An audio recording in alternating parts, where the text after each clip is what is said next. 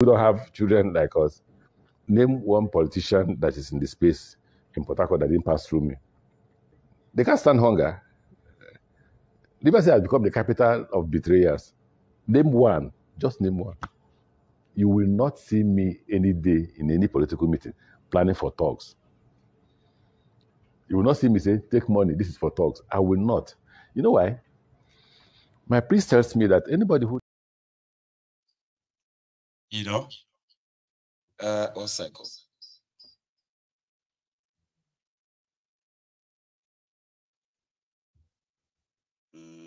I think that's what.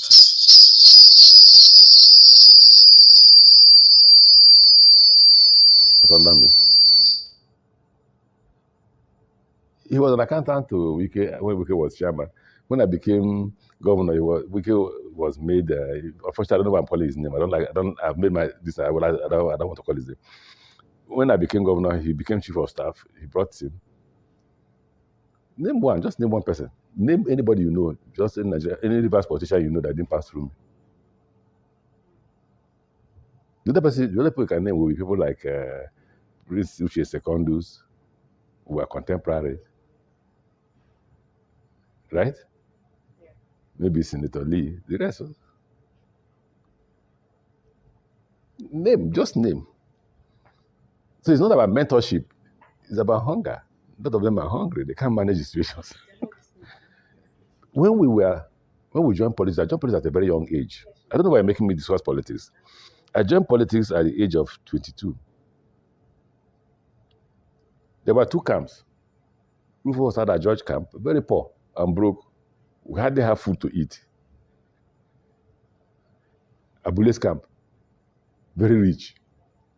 He had a bank, everybody was rushing there, you get money when you see him. But those of us who bothered about character, because my father taught me about character, stood with Rufus. We were steadfast with Rufus. We didn't know whether we would win or not. But we stood with Rufus. At the end of the day, God delivered us. And we became government. He became governor, I became special assistant. The same with Odile. Odile didn't have money. But we stood with Odile. It's about character. The crop of politicians by then are different from the crop of politicians you have now. What governs the crop of politicians now is not about ideas. We were not shooting.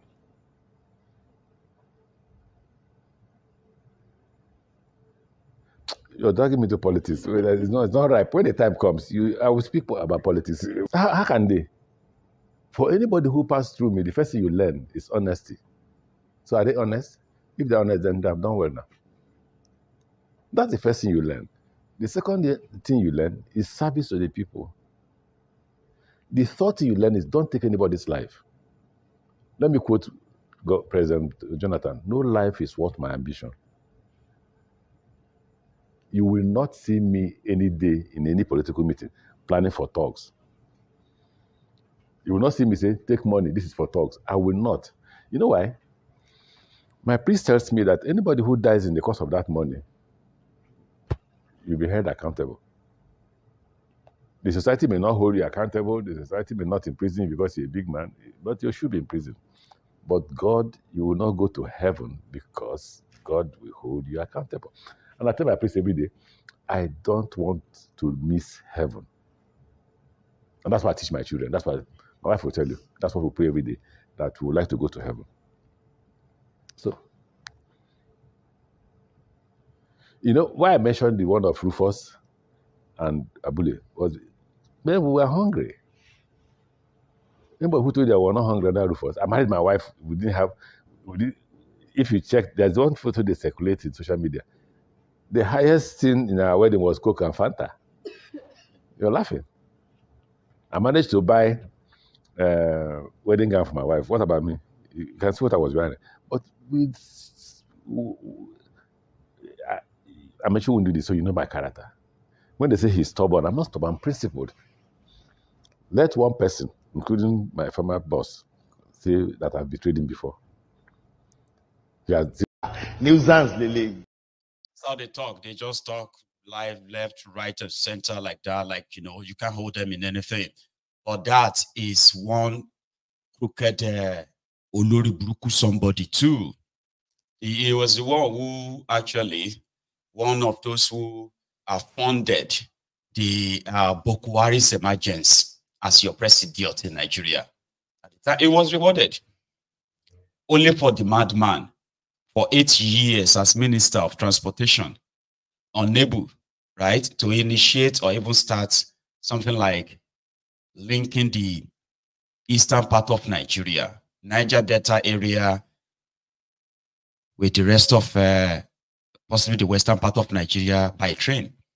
But it was so desperate, headstrong in wanting to build a railway from Kano to Maradi in Niger Republic, so that Bokwari and his fellow terrorists from Niger, they wouldn't have to trek to Nigeria. They can just jump on the train. And it was so kind of like desperate about it. He was unable to do it. It's like this Devulumayi that you have today. They want to build coastal road for Tinubu. Coastal road from Lagos to Calabar. The road that they will never build. I have told you this before. Okay? The most they will do for you on that coastal road as well, right, is what? They will build that of the Lagos part of it. Steal the people's land they want to steal. And then by the time they get to the junction of Ogun State and Ondo State, it will die there. When you take a look at this, so that's the same thing, similar thing with this madman too. Today, he's now talking about morality. He's talking about a principle. He went as far as, well, because he was promised, they said they will make him the next president. The Fulani terrorists under Bokwari, they said they will make Amaechi president. They will make Devulumayi president. So Devulumayi decamped from PDP to join APC because they told him they will make him president.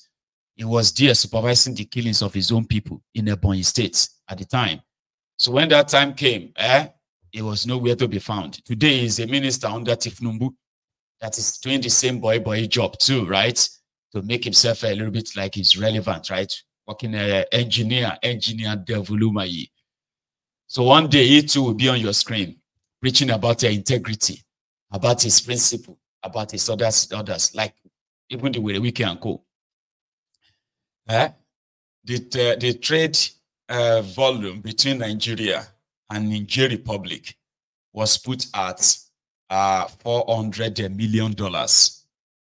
The trade volume between Lagos and the eastern part of Nigeria is put at over $4 billion at minimum. And guess where Amaechi wanted to build train line? Kano to Maradi, right? And they went on to go and borrow money. I don't know what happened to that money. It's part of the debt that Nigeria is owing today. He went as far as building a university for Bokwari in Daura. It is called University of Transportation in Daura. Yeah, they put up blocks of buildings and all of that. I don't know if that university is still there now. I don't know. Yeah, but that's Rotifmi for you. Here is what Sadele Farotimi had to say. Remember this video. Just about existing. They don't think beyond their lifetime. All they focus on is a stupid acquisition of money, obscene display of debauchery of all sorts, ever more debased acquisition of the commonwealth. Are those the ones you call elite? Mindless pursuit of money as if they are going to live forever. They live stupidly consumed by the pursuit of money. We don't have elite in Nigeria. We have no elite in Nigeria. If we were a country blessed with an elite class, they would have demanded better, both of themselves and of the society they have built. You know the tragedy of the people you are calling elite. The pinnacle of their achievement in their own eyes is their capacity to buy homes abroad and send their children abroad and be able to take their children abroad. They build things that their children cannot even inherit. They are building a country that their children can't survive in. Are those the ones you are calling elite? Which elite? Nigeria is not blessed with an elite class. Wherever you look at it, whether it's in the academia, whether it's in politics, whether it's in the economy itself, which elite? The only thing they compete about is my private jet is bigger than yours. That's all now. Which elite? What is elite about our society? Exactly what have they done in the society that is suggestive of a people that may be considered elite? What elite? All of them are carrying second passports. Each and every one of the person you may call elite in Nigeria today has a second passport. If the British who governs us indirectly or the Americans who benefit from our putrefaction have not granted them either permanent stay or residence or their passport, their children are carrying it, or they will go and buy one of the Mediterranean countries' passports, or they will go to say all these funny countries, Grenadine, this one, that one, each and every, including your traditional rulers, they all carry all these funny passports up and down the place. Are those the ones they are calling elite? Elites living in slums. Those are the elites. We have no elites in Nigeria. Don't let's fool ourselves. We have no elites. So please, stop. You don't have an elite. I'm sorry to say. There is no elite in Nigeria. Please. Similarly, those who are parading themselves as the men of God, the men of dog. See the irony. If you spell God backward, it's going to be dog. So when they parade themselves as men of God, no, they are not. They are like men of a dog that are preying on the vulnerable, gullible, ignorant Nigerians, the ones that are always looking for miracles. Yeah, I was reading some engagements, some kind of conversation online yesterday. It's quite a little bit funny to me, even though it's not to some people, right? Nigeria is drowning. And everybody is actually seeing it. You can see it, you can feel it, right? But majority of Nigerians, religious Nigerians, will tell you with confidence that it's not affecting them, or it will not affect them. You get that? Because they have faith in God, and this God or that God and all of that. So the conversation then was about you are in a country where people are making economic policies that are going to destroy your businesses. They will destroy your jobs. It's already doing it to so many people. Okay? So this individual now posted something like, my wife, something like that. I think my wife rented a shop in the middle of a market, popular market. In Lagos or so, and within 6 months, the business died. So to cut the long story short, the wife is now something like, finding a new job or working somewhere else. So she no longer has the shop, and he warned her that if you want to go and open a shop in the middle of a market in Nigeria, you must either have a very strong pastor or you have a very strong Afa, Islamic cleric, or you have somebody who would be like Mama Lao, Baba Lao, Brother Lao, Sister Auntie Lao, all those kind of people to back you up. And everybody started, so not everybody, majority started kind of like agree with him, like, it's true, they're strong. You go to open shop for markets. Do you think it's easy? The place that all these ogbonge, evil people, blah, blah, blah, blah.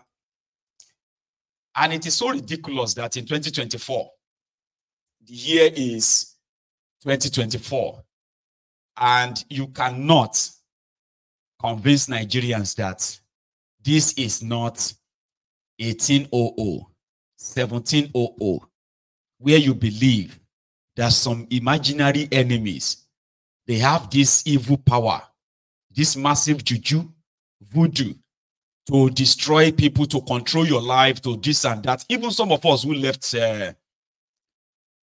Nigeria, because we were raised to believe that there is an imaginary enemy that is always going to come after our life, that want to make us poor, want to make us sick and die. They want to make us barren. They want to destroy our businesses. And that is why everyone that is acting as a babalawo, mamalawo, a pastor, afa, they always have one evil, this and that to help you fight. But the real evil, which is the government, the criminals in government making all these policies, they are those destroying your businesses, making it hard and difficult for you to run a successful business without being corrupt. Majority of some of the businesses you see in Nigeria today that are not complaining is either they are involved in different kind of criminal activities, money laundering, and all of that, using their business to cover. You will go there and you are unable to run the business because, number one, the cost of running your business, as well as the people that will be patronizing your business, the whole place is saturated with poor, impoverished people. So it must be some evil people that want your business dead. And the next thing was some people started coming like, so are you saying there is no juju? Are you saying there is no this? So I said, okay, how come that your juju and your voodoo is only very potent in Nigeria and destroying lives in Nigeria there, but they can't touch the lives of your politicians?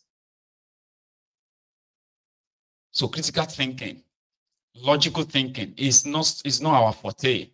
We are not raised to ask critical questions, to think deep. Rather, we just have to kind of believe that there are some powerful forces, there are some powerful this and that just don't want us to succeed, that just don't want us to grow, that want us to die, and all of that. So one person now jumped in and said, come to my village. Like people do that all the time. Say, you come to my village. I say, well, I'm from Ijebu. Okay.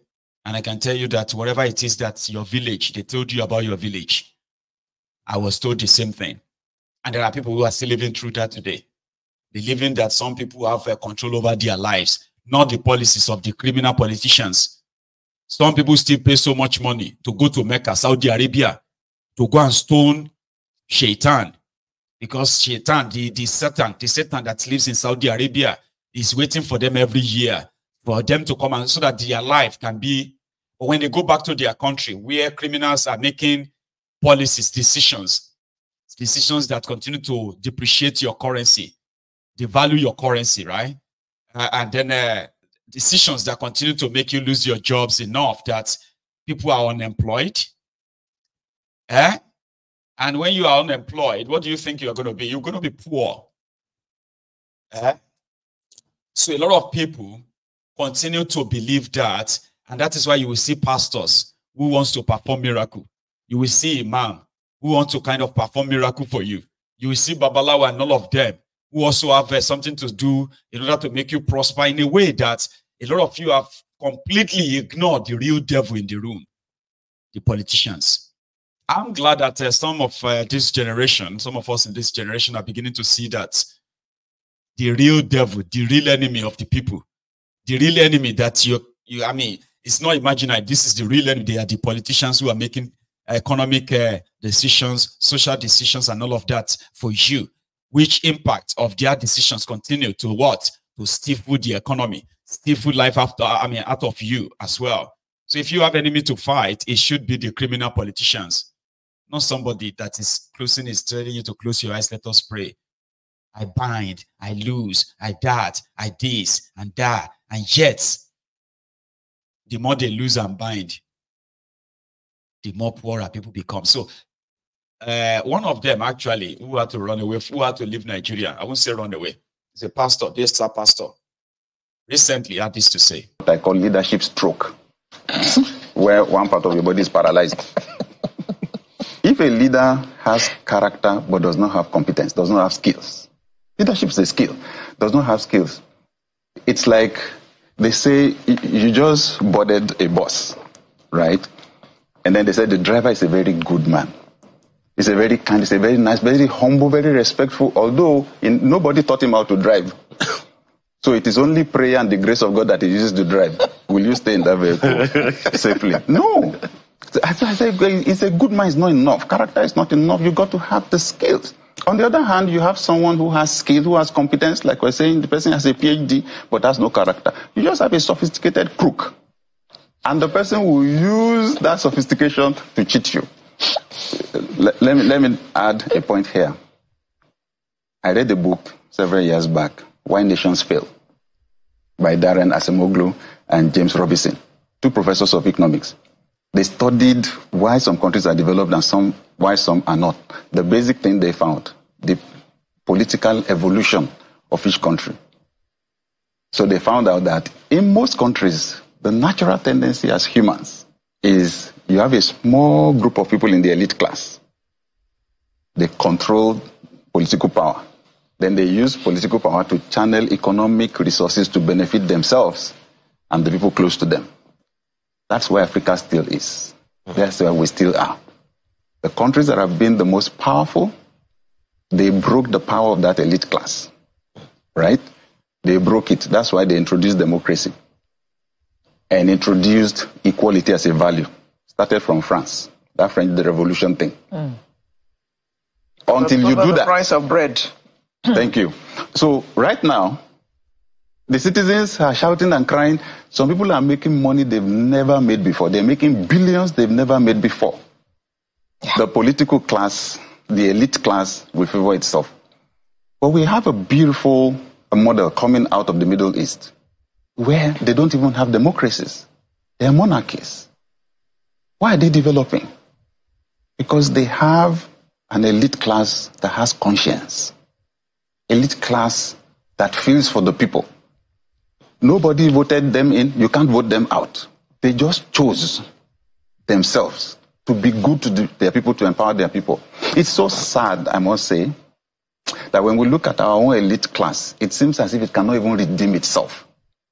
But we can only appeal. And honestly, I'm appealing. I've become part of the elite class now. I set up a leadership school 22 years ago to help push some people into the elite class, to have leaders that have conscience, right? I'm appealing to those who have found themselves in positions now where they have power, political power. Look, at the end of the day, they will pack you inside a box. My dad passed some few months back. We buried him about 4 weeks ago. And as I looked at his coffin, I remember the title of a book that I read. Still in my library. It all ends up in the box. Yeah. So in our family, we love to play Monopoly, financial education game. And each time when we finish the game, we pack everything inside the box. Life is like that. They will pack you inside the box somewhere. You may use your political power to control the narrative, now control the media, not even allow anybody to say anything against you. You will go. And one day the truth will still come out. What will be your place in our history? What a huge opportunity we have in Nigeria, in Africa. Right? A whole continent is suffering. And I just want to appeal. It's time for us to have conscience. What else do you want to achieve in your life? It's a rare opportunity to be a leader at a high level. 400 million people, only few people occupying few positions. As we celebrate Nigeria's independence, I want to appeal to those of us that occupy positions, especially in government, that it is time to add conscience to that power and realize success is not about what you acquire. It's actually about what you give. After that's a good place to leave it today, but Dr. Smart Adeyemi. He's a smart guy. And somehow, indeed, when they present themselves as elite, who have also,